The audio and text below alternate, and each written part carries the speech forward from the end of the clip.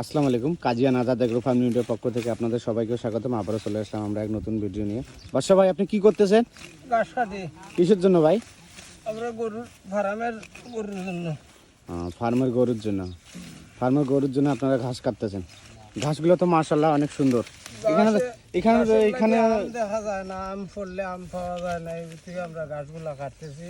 আমরা গরুও খাইলো, আমরা জায়গাও পরিষ্কার হইলো। এটা এটা এটা কয় মিশালি ঘাস বাদশা ভাই? এটা দেশালি ঘাস। দেশালি ঘাস।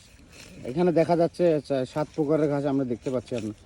আপনারা দেখতে পাচ্ছেন কি পাচ্ছেন আমি জানি না, কিন্তু আমরা দেখতেছি এখানে 7 প্রকার ঘাস আছে। এখন আমরা একটু ভিতরে যাব। এই যে আমাদের বড় ভাই কাটতেছে। বড় ভাই, আপনি এটা কিসের জন্য কাটতেছেন ভাই? এটা আমি ছাগল ভেড়া। ধন্যবাদ বড় ভাইয়ের কাছে। এখন আমরা চলে যাচ্ছি রব ভাইয়ের কাছে। রব ভাই, আপনারা এই ঘাস যে কাটতেছেন, এটাকে কি কাজে লাগাবেন এখন ঘাসগুলো?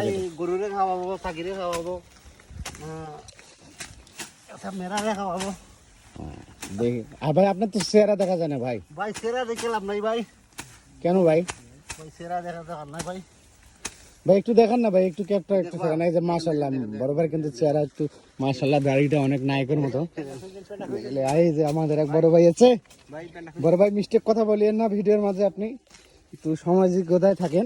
বড় ভাইয়ের চেহারাটা দেখেন, লাজুক লাজুক চেহারা, অনেক সুন্দর।